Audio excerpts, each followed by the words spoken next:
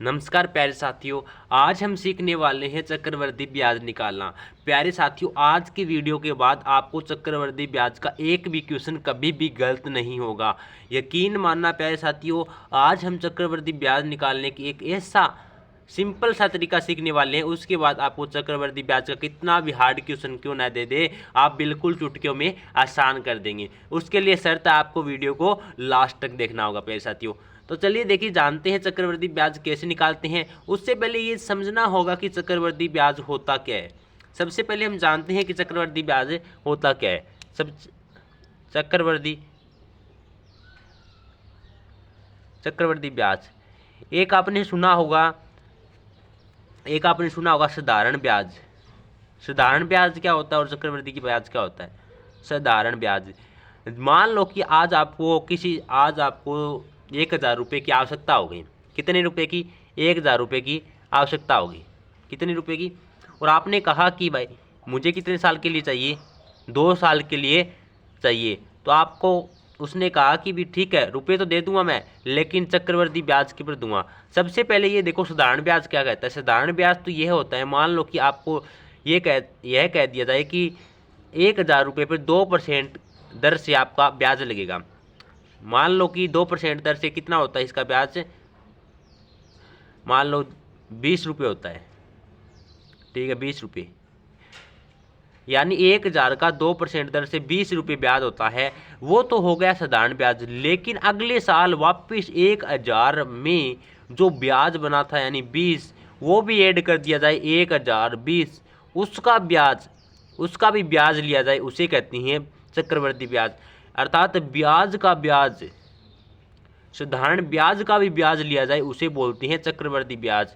ब्याज का ब्याज लेना ही क्या कहलाता है? चक्रवृद्धि ब्याज कहलाता है। ठीक है प्यारे साथियों, अर्थात एक साल में आपने जितना ब्याज बनाया है उसका जुड़कर आगे वाले साल में आपको उतना ही ज़्यादा ब्याज देना होगा।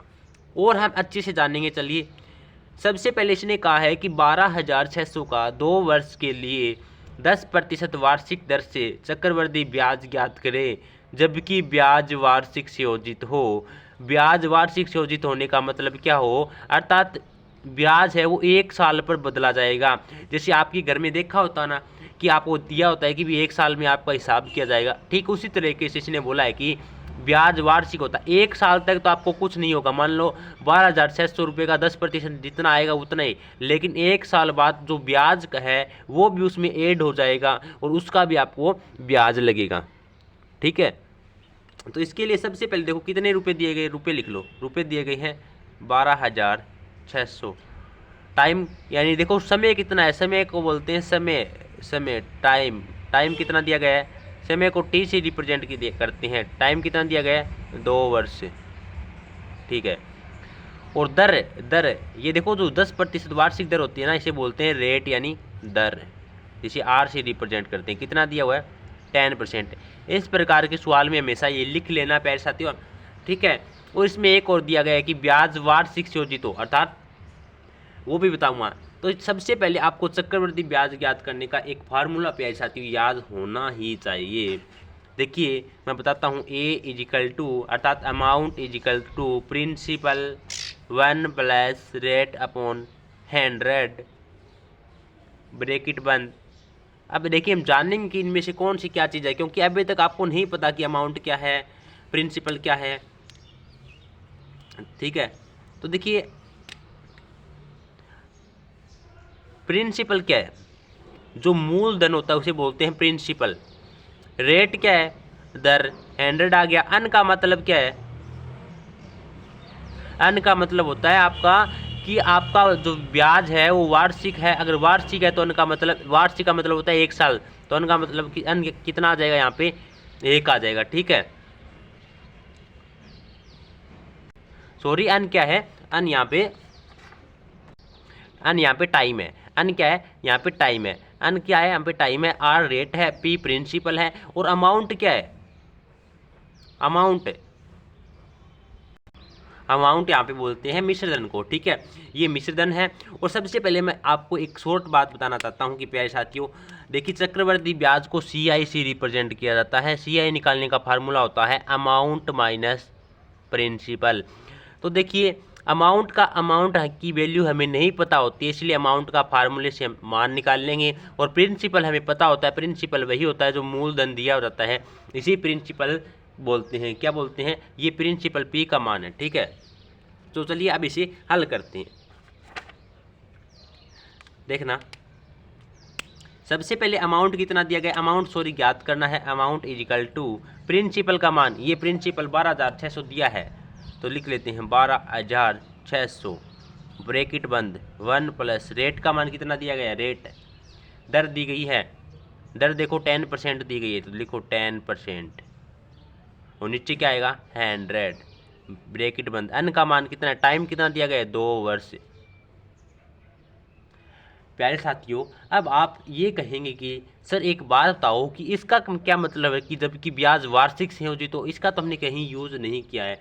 तो प्यारे साथियों मैं बता देता हूँ कि जब हमारा ब्याज वार्षिक हो तब तो ये फार्मूला लगता है, लेकिन अगर हमारा ब्याज 6 माही हो, 3 माही हो तो देखिए रेट में हमें चेंज करना होता है, उसके बारे में भी आपसे मैं चर्चा करूँगा। ठीक है, तो अमाउंट इज इक्वल टू क्या आ जाएगा, अमाउंट इज इक्वल टू आ जाएगा, यहाँ से देखिए 1 0 से 1 0 काटा और 10 एकम 10 और 1 11/10 आ जाएगा। यहाँ से देखो 12/600 ब्रैकेट का मतलब इनटू में है। देखो यहाँ से 0 से 0 काटा 1/10 आ गया, 10 एकम 10 और 1 11, 11/10 का स्क्वायर है तो 11/10 2 बार लिख दूँ मैं। अब देखो 1 0 1 0 ऐसा 2 0 कट गई, यहाँ पे ऊपर क्या बचा, अमाउंट इज इक्वल टू 126 गुणा में 11 इंटू 11 क्या होता है 121। इनको गुणा करो क्या आएगा, इनको गुणा करेंगे तो आएगा 15,246 रुपये। ये किसका मान आ गया, ये अमाउंट का मान आ गया, अमाउंट का मान आ गया। लेकिन हमें तो क्या ज्ञात करना है, हमें तो चक्रवर्ती ब्याज ज्ञात करना है। चक्रवर्ती ब्याज का फार्मूला हम जानते हैं, ये रहा, सी इज इक्वल टू होता है अमाउंट माइनस प्रिंसिपल। तो देखिए चक्रवर्ती ब्याज,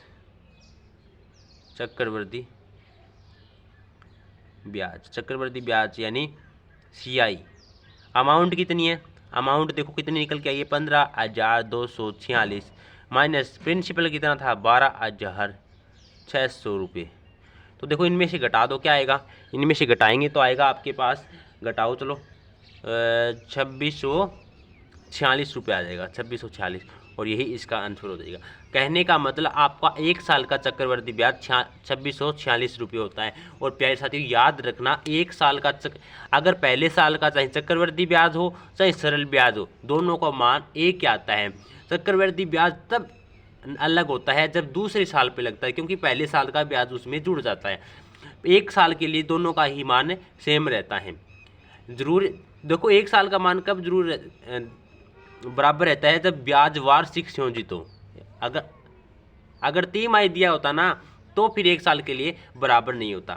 प्यारे साथियों, आई होप कि आपने चक्रवर्ती ब्याज कैसे निकलता है उसको आपने अच्छे से समझा। प्यारे साथियों, अगर फिर भी कोई कमी रही हो तो प्लीज़ कमेंट कर देना। देखिए चक्रवर्ती ब्याज निकालने के लिए आपको पता होना चाहिए अमाउंट ये है, प्रिंसिपल ये है और ये फार्मूला होता है। तो डायरेक्ट हम चक्रवर्ती ब्याज ज्ञात कर सकते हैं, क्योंकि हमें रियल लाइफ में भी इनकी आवश्यकता होती है और हमें स्कूल में पढ़ने के लिए भी इनकी आवश्यकता होती है, मार्क्स लेने के लिए भी इनकी आवश्यकता होती है। तो ये हमें कई जगह काम आएगा, तो इन्हें हमें समझना बहुत ही अति आवश्यक हो जाता है। प्यारे साथियों, मैं और भी इंपॉर्टेंट चक्रवर्ती ब्याज के जो थोड़े हार्ड क्वेश्चन उनको भी कराऊँगा, जिससे कि आपको पता चल जाए कि इनको कैसे किया जाता है। तो अगर आपको ये क्वेश्चन समझ में आया है तो प्लीज़ कमेंट करके ज़रूर बताना, ताकि हमें पता चल सके कि हमारे प्यारे साथियों को समझ में आया है या नहीं आया है। ठीक है, तो और अगर आपको अच्छी लगे वीडियो तो लाइक ज़रूर करके जाना, और अगर चैनल पे नए हो तो सब्सक्राइब कर लेना, और जो पास में बेल आइकन है उससे भी प्रेस कर लेना, ताकि आने वाले सभी वीडियो का नोटिफिकेशन आपको मिल सके और आपकी पढ़ाई रेगुलर चल सके। और प्यारे साथियों, आपको बता देना चाहता हूँ कक्षा 10 में हो तो आपके लिए महामैराथन क्लासेस चल रही है, जिसमें अंदर आपको हर एक चैप्टर वाइज इंपॉर्टेंट क्वेश्चन कराए जाएंगे, और जिसके अंदर आपको 100% आपको पेपर वहीं से देखने को मिलेगा। अगर आपके पास से टाइम कम है तो भरपूर तैयारी कीजिए महामैराथन क्लासों के साथ में। तो जय हिंद, जय भारत। हम मिलते हैं अगले अच्छे वीडियो के साथ।